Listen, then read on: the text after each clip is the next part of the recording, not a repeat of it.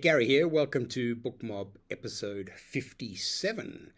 Today I'm going to be talking about Jesus Christ as protagonist in literature. Now that's, as the main character, I'm talking about two books, and the two books that I'll be talking about are The Last Temptation of Christ by Kazantzakis. I hope they got that pronouncing right. I did look it up on Google to make sure that I got it right. And the second book is by Norman Mailer, The Gospel According to the Son. Now, I guess I'm not of a religious mindset myself, I am still interested in the story of Jesus Christ, because I guess for the last 2,000 years, our history, our cultural history, social history, political history in the Western world at least, has really sort of relied on the story of Jesus to build the world in which we live today. Now, both books were written, the first book, The Last Temptation of Christ, was written by Kazantzakis it was published in 1955 in Greece. In Greek, obviously, and then it was translated and published in the rest of the world in 1960. The novel by Norman Mailer, The Gospel According to the Son, was published in 1997. Now, unfortunately, I bought the hardcover of The Gospel According to the Son because I was a big fan of Norman Mailer, and I've been reading him for maybe 20, 30 years now.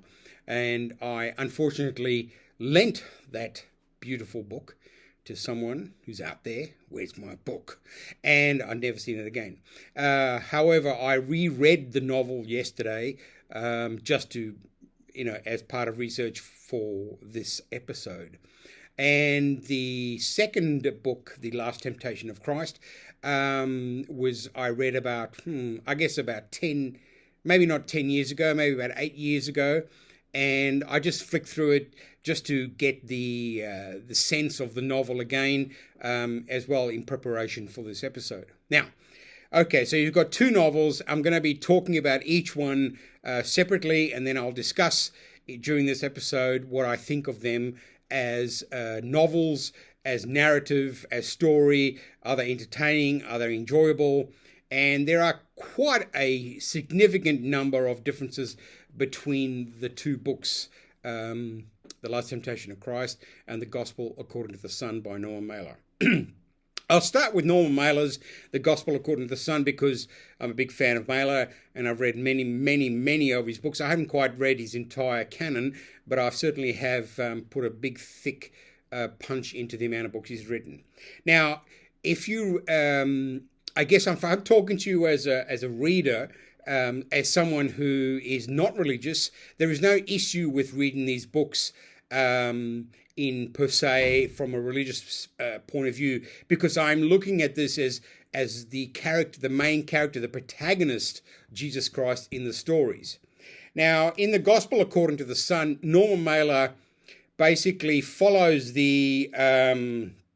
one of the criticisms of the book was that he didn't offer any alternative ideas because he basically followed the biblical, the sort of historical biblical tests of Jesus, and he stuck to there's four main canonical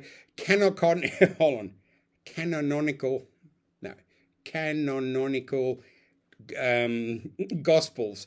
And again, not being a person of religious persuasion, I don't really understand what these what these canonical gospels are. However, in the book, Mailer gives Jesus a first-person perspective. So he's writing Mailer about Jesus Christ post his crucifixion on Golgotha, and he is talking to you, the reader, as if you know who Jesus Christ is, you have an understanding of his life, somewhat, a very loose understanding of his life, and basically Mailer gives the story of, or Jesus tells his story about how he grew up, how his father, Joseph, was much older than his mother, Mary, and he had children from another marriage, and then how Mary, the Immaculate Conception, came to Joseph and said, look, I'm pregnant. I haven't done anything, but basically, so Joseph was kind of forced to marry this woman, and he basically became Jesus' father. But he believed his wife, and Mary, obviously in the story, was impregnated by the Archangel Gabriel, but there was no actual physical consummation of that relationship. I mean, the seed was simply planted into the womb.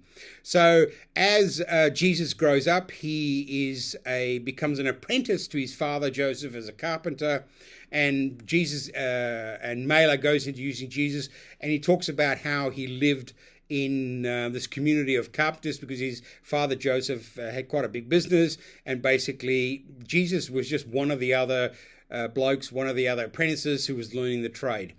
And throughout his life, he spends, I think, until he's in his early 20s, he first becomes an apprentice, then he becomes a senior apprentice, and then at about the age of 30, he becomes a carpenter, a master carpenter, someone that can go out in the world and create his own business.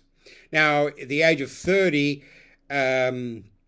Jesus Christ remembers a story that his father told him, Joseph told him, that when he was about 12 and they had gone to Bethlehem on a day trip, and that whilst they were there, Jesus went into the temple and as a 12-year-old and started having these in-depth conversations with the local rabbis there about how about life and God and the gospel, or not the God, the Torah, and how they the imams, the rabbis there were extremely impressed by the young Christos and his very, very sort of precocious intelligence.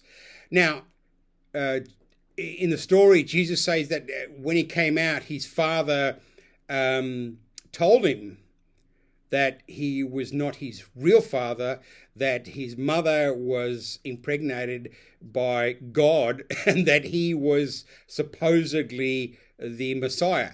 Now, he told this to a 12-year-old kid, and Jesus, as a young boy, put this out of his mind because I guess he didn't understand it. So when he becomes a carpenter at the age of 30, he suddenly remembers, I'm not a carpenter, I'm something more.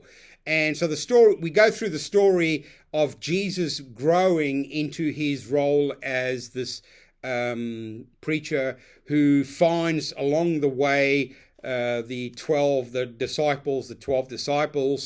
And it's the story it's so easily told. It's very easy I read this whole novel in one day yesterday, and it is not, it's entertaining in a historical manner. You kind of enjoy the story, but you know what happens in the end. The things that I found really important in the novel was the fact that Jesus is talking post-crucifixion. Like, you don't know where he's talking from. You don't understand that he's acting like a human being post his deliverance to the God the Father, and also he goes into very small detail about how once he passed away and once he was crucified, that his father didn't want to have in heaven, that his father didn't want to really have anything to do with him. He kind of just went, yeah, okay, that was the role. Your role was to live, become this Messiah figure, and die for the sins of the world. And then once after he was crucified, he rose on the third day. And even here again, Malak sort of pokes fun historically at religion, because even Jesus says that he can't really remember the 3 days and waking up. It's all ambiguous. It's all in a smoky haze. And it's difficult for him to actually recall what he did for those on the third day after, when he rose from the dead. whereas everyone around him didn't really know. When Jesus presented himself to his disciples or people in Galilee, people were going, "Who are you? Who are you?" And he had to tell them, "Hey, I'm Jesus. This is me. I was just crucified. This is 3 days later, and I've come to tell you." Shows him the doubt. I think one of the Thomas. The whole idea of the doubting Thomas, who had to put his finger in the hole where the nail went in his wrist or whatever. But what I'm saying is, Mailer does a good job of presenting the ambiguity of any religious experience. He doesn't talk as if people fully accepted his resurrection, but he also reminds us, as you read the novel, that people made up stuff about him. Because he would say in the novel, Jesus to you, the reader, would say, this didn't happen, my miracles weren't this big, or my miracles weren't this grand, and that the disciples tended to exaggerate his presence while he was still alive. So you do get this feeling that there is an ambiguity and a sort of misunderstanding about the actual experience of the 3 years from when he became a carpenter, fully employed carpenter, and in the 3 years that he gathered around and walking between Bethlehem and Galilee with his 12 mates, and how he kind of tried. The whole idea was that he gathered 12 people to talk about the Jesus' view for the world. I mean, these are the new Christians, and that the 12 would go out, find 12, and those 12 would find 12, like a pyramid scheme, and that's how the gospel would be spread. And again, Mailer doesn't give any sort of anything away in the fact of Jesus wasn't a Jesus freak. He was just this bloke who was told at a young age that he was conceived by an angel. He forgot it, and suddenly at the age of 30, he realized, oh, I remember this now. Yes, I am the Messiah, or I am the chosen one, or whatever the word you want to choose. But again, Mailer does it in such a subtle manner that when you read the book, it does sound like he's just a confused young man, and he has made a decision in his life where he either marries and builds a business as a carpenter, or he drags these 12 other blokes around with him, telling people that he must die for their sins. And he goes into some detail when he goes to Pontius Pilate, and how the decision, there's a criminal named Barabbas, who is, for some reason, the Romans, who were in control and power at that time, allowed a criminal to get off the death sentence and set free. And instead of choosing, everyone would expect that they would choose Jesus because he'd done nothing criminal. He wasn't nasty. In fact, he'd done a whole lot of good. But the Jewish sort of elite basically, came to Pontius Pilate and said, look, let Barabbas, this scumbag crim, go free, and we want Jesus Christ crucified on the day with the other two criminals. And obviously the Roman doesn't give a shit about who or not is crucified, because to them it's just part of their daily job. So again, Jesus falls into this position. He is placed into history, into religious history, and Mailer tells the story, but because he's telling it from Jesus' point of view, now sitting in heaven or wherever the hell he is, and Jesus is totally ambiguous himself about his power, what he did, what he created. He criticizes his disciples for their exaggeration and their hyperbole about his life. So a very easy, interesting, curious read. I mean, if you want to learn the story of Jesus from a contemporary point of view, this is a good book to start, because it's not heavy. It's fun to read. It's not entirely exciting. It doesn't get into the grit and the nastiness of the time, but it gives you an idea of Jesus as almost like a character who stumbles into greatness, And even then, he doesn't understand his greatness. And when he dies, and after he rises from the dead, and then he gets taken into heaven, his father doesn't really want to have anything to do with him. So he kind of has this sort of very, very separate relationship with his father.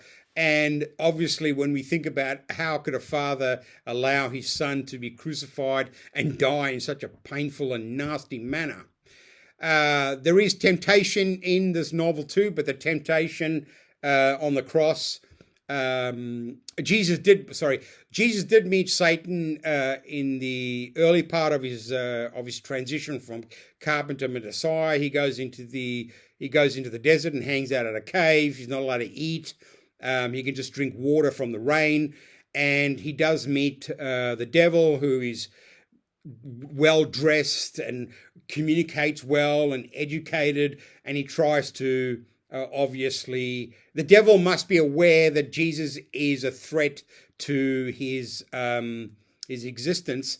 But again, after Jesus is crucified and sent back to heaven, it's not like the devil's out of work. I mean, the devil's work continues. So, written in 1997, The Gospel According to the Son by Norman Mailer is a fascinating, interesting, and it's not a gripping, it's not entirely engaging, but if you want to just get a sense of a contemporary view of Jesus Christ, then this novel is for you. And I do suspect that people who have a religious bent will dislike it, and that's the problem with anyone who I think Norman Mailer was a Jew. I think he was, but the Jewish and the Christian sort of conflict is not that strong in the book, but there is a sense that the Jewish elite at the time, before, during, and after Jesus' death, certainly don't come across as as good blokes. So I do recommend people read Norman Mailer's The Gospel According to the Son. Now, the second book that I want to talk about that features Jesus Christ as the protagonist is Nikos Kazantzakis and his book, The Last Temptation of Christ. Now, this is a more meaningful retelling of the myth of Jesus of Nazareth. You get a feeling that Jesus is a human. The characters in the book, their squabbles, their irritations, their deceit, and the relationship between the myth, the legend, and the self-determination in the face of underwhelming evidence leads to misery and self-delusion. Like Jesus in this book, in The Last Temptation of Christ, basically walks into, with open eyes, stumbles again, walks into the hell that he creates for himself. When he could have chosen this very, very middle class or upper middle class life as a carpenter. He probably made a good living, would have had a wife and lots of children. But he chose, obviously, to become the Messiah. Let's see.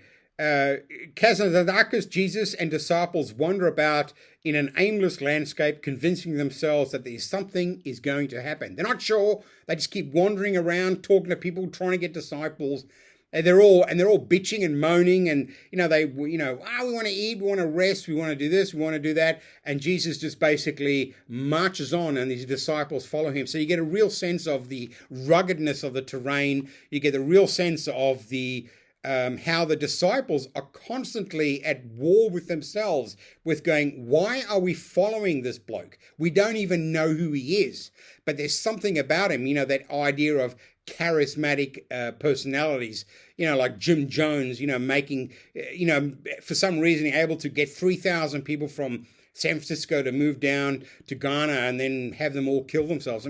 So there is this idea that Jesus was just this charismatic dude who just was able to, through his personality and his ability to come up with phrases and simple phrases that would basically capture a certain type of personality. Whereas other people might go, yeah, that's full of shit, mate. See you later. I'm going to go fishing. I'm going to look after my family. I've got stuff to do. And that's what the book is much more visceral. It's much more. You do get you can sense the time. Kazantzakis has tried to develop a sense of place. He's trying to get you to feel the heat, how difficult it is to walk on these rugged roads, or these sort of unmade roads with stones and no water and no food, and having to sponge off locals in order to survive. So like almost like a group of traveling Wilburys, of people who are just basically walking around with a purpose, but no purpose in mind, because basically they're all combating each other. And that's the other thing about in this book, The Last Temptation of Christ. The disciples have a much more fuller experience in the novel. Okay, it is a great read. It's a universal story that even today the world is filled with messiahs, wandering not only the wastelands but the concrete jungles in every city. I mean, there are people out there right now. If you go out down to downtown, usually around Grand Central stations, there's always someone there, going, the end is nigh, and that's basically the kind of man that Jesus would have been. Someone who was shouting out into the chaos and hoping to grab a few individuals. And if you grab enough individuals, as Kazantzakis demonstrates, is that you can build an army, or not necessarily an army, but you can build a following that will go anywhere and do anything for you, because they suddenly go, this person, this charismatic individual has something that I want to know. So it's an incredible experience. The desire to be the one, the chosen one, and the selfishness of their delusion brings about the anxiety and pain by those left in the wake of messianic personalities. Like Jesus drags all these people, his parents, his friends, his disciples. He goes so far, and then they have to witness him getting crucified, and how that, in a sense, that's a very selfish thing to do, because the pain of them watching him slowly die must have been terrible. It's an excellent and engaging novel. It nails not only Jesus to the cross, but the frailty of the human condition. It's kind of got that idea of the patheticness of the individual who fights against the power structure of the time. And I guess in a religious sense, if you are religious and a follower of Jesus, all you see is the Messiah. All you see is the man that was nailed to the cross, and how he died for your sins. Not being of a religious mind, I just see a man who followed his feelings and his mind and his intellect, and unfortunately he ended up being nailed to a cross. Not necessarily because he was important, but because he was dealing with elites. He was dealing with the cabal of the rabbis who just didn't want to hear, him kicking over the money lenders in the temple and pissing everyone off. Basically, an agitator, an extremist who was trying to change things when, in fact, everything was actually fine. Even though they were living under the authoritarians of the Romans, there was a calm and a peace maintained by the brutality of the Romans, and people just followed that. And here comes this man who says, no, we're all doing this wrong. You're evil, you're bad. You can't be expecting people to live this way. And basically the group got together and said, no, we can't. That's why they went and spoke to Pontius Pilate and said, take care of this guy, because he's just going to cause trouble, not just for us, but for you. Anyway, I can see the gang of usual social guardians when the novel was first published going mental at the idea that Kazantzakis had desecrated the official version of the Jesus myth. By creating a meaningful experience of human foibles, values, and characteristics of the very people Jesus sought to deliver, Kazantzakis created a believable and accessible myth a great, enjoyable read. It is great because what happens is when Jesus gets hung on the cross, the devil comes to him and tempts him, hence the last temptation of Christ. And the devil offers him an alternative life. And it's not that Jesus accepts the life, but he lives this entire other life. And in that other life, he is a carpenter. He marries. He has children. And he's happy. And he lives this very good, practical life where he is not the Messiah, where he doesn't choose to be hung up on a cross for his beliefs at the age of 33. Now, what I don't understand is that obviously he, in the novel, he lives this entire life and then comes back to the point. So he kind of lives the life and then decides, no, I'm not going to take it. I'm going to stick with what I've got.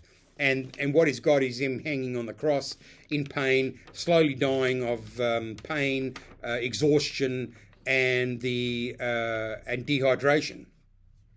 So if I look at the two books, Kazantzakis' book is a much more detailed and vigorous story of the character Jesus Christ. I think it's over 600 pages long, whereas the mailer, the Gospel According to the Son, I think is about 290 or something, but it's a much shorter. I mean, the Kazantzakis books is like this thick compared to the mailer book, and it's the same story, but Kazantzakis, he actually goes into, excuse me, he goes into the temptation of his life, of how he lives with his wife, how he lives with his children. And again, you go, is that a better life?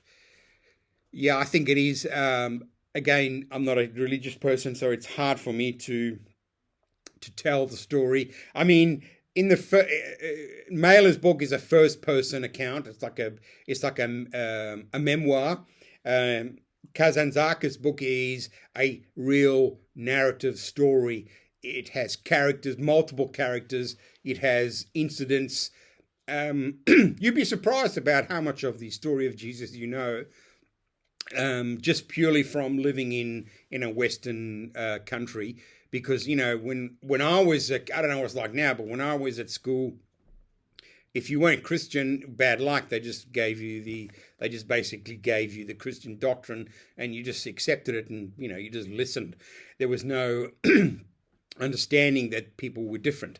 So I would think that out of the two books, because I'm a big fan of Mailer, the two books are great, but I think that Kazantzakis' book is a much more tougher, visceral experience, and I would I'd like you to read both of them. I think it would be good if you read both books, because both of them are really good stories. Jesus is seen in two different ways. First, as a first-person narrative, like a memoir. And second, it's more like a sort of Harry Potter journey, where you've got characters, multiple characters. You've got the main character, who is Jesus himself. And at the end of the day, why do we read? We read for pleasure and enjoyment, and in order to just warm our minds, to exercise our intellect. And I know that it's very difficult for people to think of Jesus as a character, because he is, well, for the most part in the Western world, he's more than just a character. He's an actual, I don't know what. I mean, for me, do I personally believe that this person existed? I have my doubts that the Jesus that we're talking about in these novels existed. I mean, religious people firmly believe that the stories they read in the Gospels.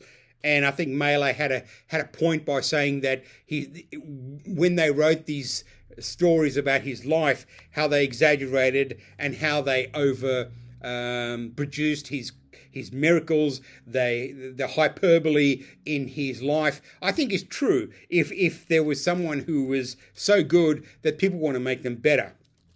at the I'm not fully convinced that this person existed. I'm convinced that there were lots of religious people who were trying to make a difference in their societies at the time. I know that the Romans certainly crucified thousands and thousands of people,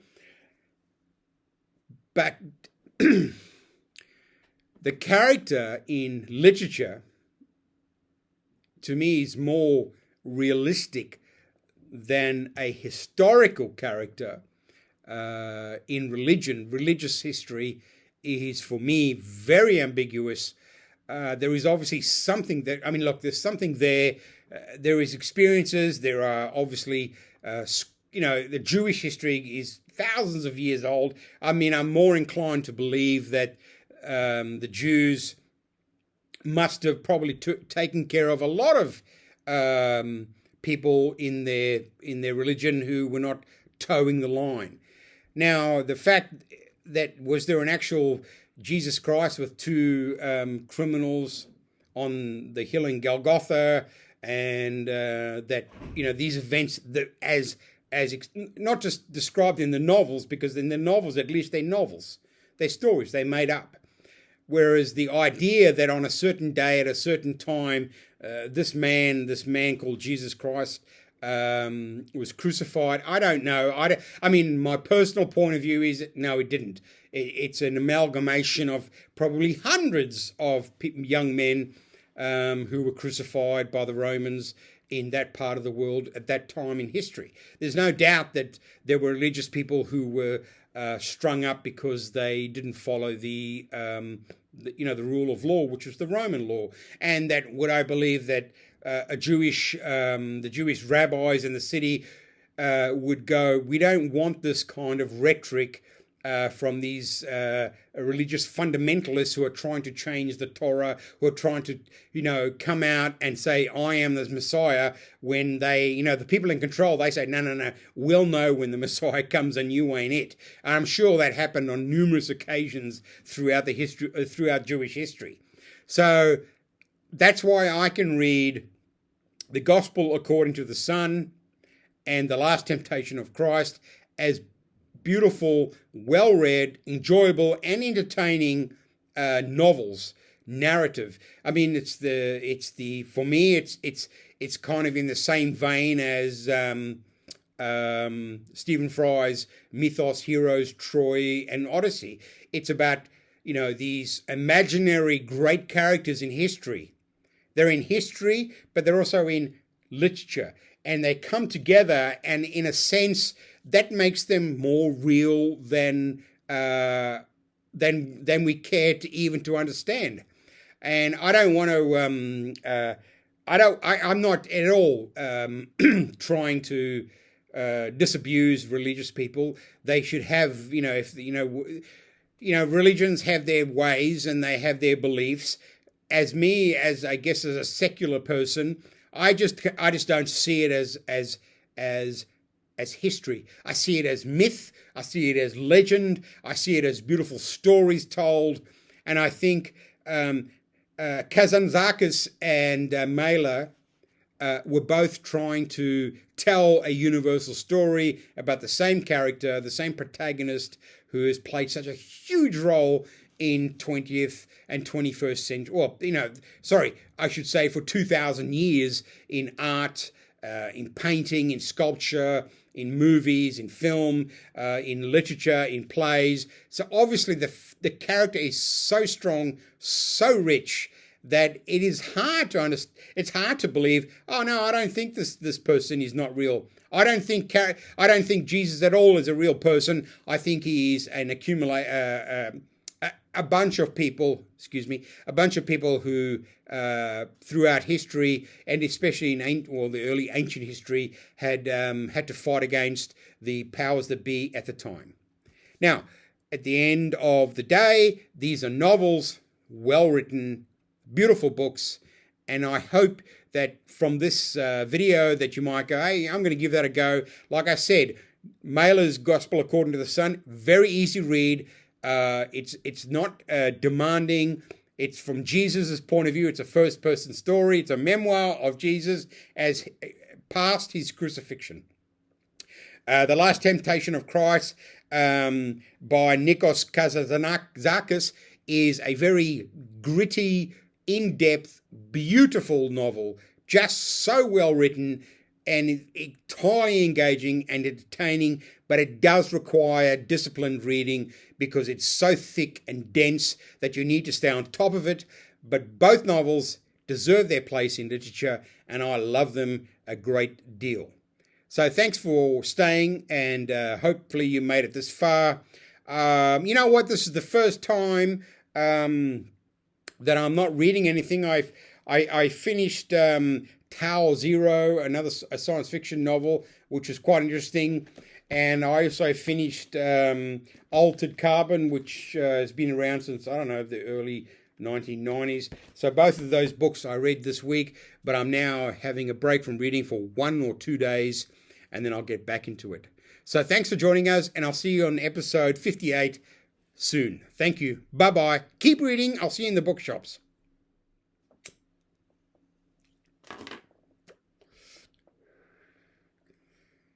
Keep reading.